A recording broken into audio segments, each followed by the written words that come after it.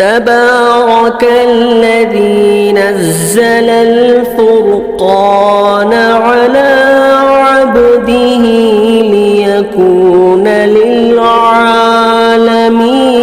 نذيرا۔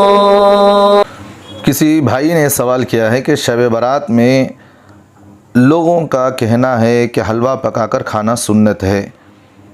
اس دن رسول اللہ صلی اللہ علیہ وسلم کا دندان مبارک شہید ہوا تھا، آپ صلی اللہ علیہ وسلم نے حلوہ کھایا تھا، اس لیے حلوہ بنانا اور کھانا سنت ہے۔ کیا بات صحیح ہے؟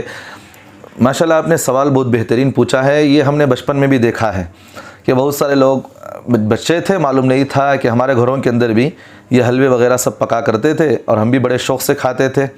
لیکن جب علم ہوا، اللہ نے مجھے اس بات کی تحقیق نصیب فرمایا کہ یہ بات غلط ہے، تو ہمیں بات معلوم ہوا کہ بھی یہ چیزیں سب غلط ہیں، کوئی ثابت نہیں ہے۔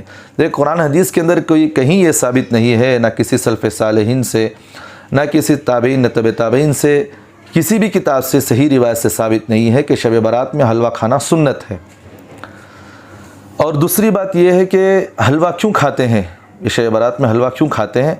لوگوں کی بنی بنائی بات میں کہہ رہا ہوں۔ یہ اس لیے کہ لوگ کہتے ہیں کہ اس لیے کہ شب برات میں حلوہ کھانا سنت ہے، 15ویں شعبان کو اللہ کے رسول صلی اللہ علیہ وسلم کے دندان مبارک شہید ہو گئے تھے۔ دندان مبارک مطلب دانت اللہ کے نبی کے شہید ہو گئے تھے، چبا نہ سکنے کی وجہ سے اللہ کے رسول کو حلوہ بنا کر دیا گیا اور اللہ کے رسول نے کھایا تھا، تو اس لیے 15ویں شعبان کو حلوہ کھانا سنت ہے۔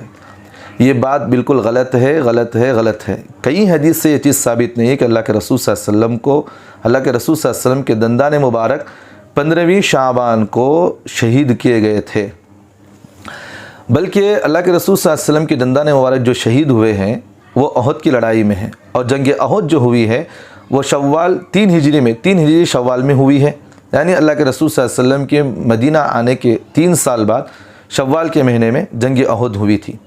اور اس وقت اللہ کے رسول صلی اللہ علیہ وسلم زخمی بھی ہوئے تھے اور آپ کے دندان مبارک بھی شہید ہو گئے، اور اس وقت یہ واقعہ پیش آیا ہے۔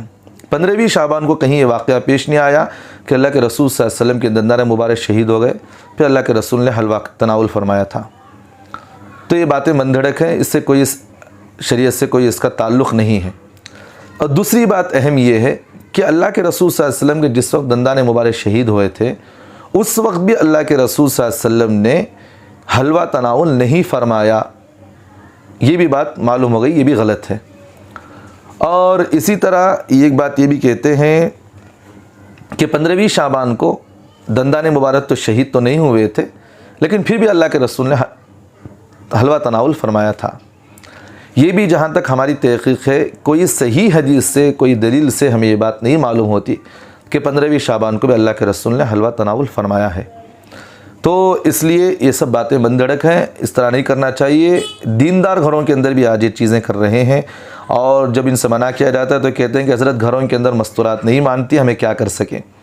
اللہ تعالیٰ نے قرآن مجید میں فرمایا، یا ایھا الذین آمنوا قوا انفسکم واہلیکم نارا، اپنے اہل و عیال کو جہنم کی آگ سے بچاؤ۔ تمہیں اللہ نہیں پوچھے گا کہ بھئی میری بیوی میری ماں نہیں مانتی تھی اس لیے میں حلوہ پکانے کی اجازت دے دیا، اللہ یہ کہیں گے کہ تو نے اپنے اہل و عیال کو منع کیوں نہیں کیا۔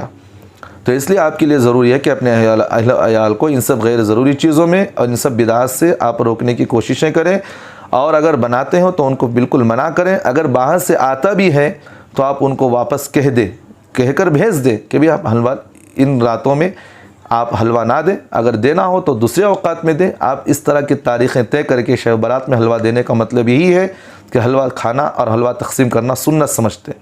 تو اگر آپ کے گھر کو حلوہ بھی آ جائے تو آپ ان کو واپس کر دیں، منع کر دیں، کہہ دیں کہ بھی ہم نہیں کھائیں گے، آپ اپنے گھر لے جائیں، حلال ہے، کمائی ہے، ہم مانتے ہیں، لیکن یہ چیز بدعت ہے، ہم اس چیز کو نہیں مانتے، تو فون آپ واپس بھی کر دیں ان لوگوں کو۔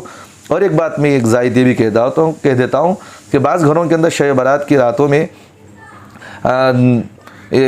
خشکا خرما بھی ہمارے بنگلور شہر کے اندر، ہندوستان کے اندر پکایا جاتا ہے۔ خشکا خرما پکا کر پہلی برتن یا 2-3 برتنیں نکال کر کھانا اس میں غریبوں میں تقسیم کیا جاتا ہے۔ کہتے ہیں کہ غریبوں کو دے دو، اس سے گویا کہ شب برات کا حق ادا ہو گیا، غریب بھی ہماری خوشی میں شامل ہو جائے۔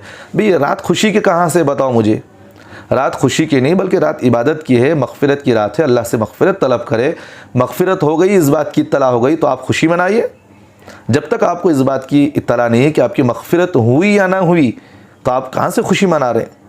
تو مغفرت آپ کی ہو گئی تو آپ خوشی منائیے، جب خوشی نہیں معلوم ہو رہی تو آپ کہاں سے یہ سب چیزیں کر رہے ہیں؟ یہ سب چیزیں غلط ہے، نہیں کرنا چاہیے۔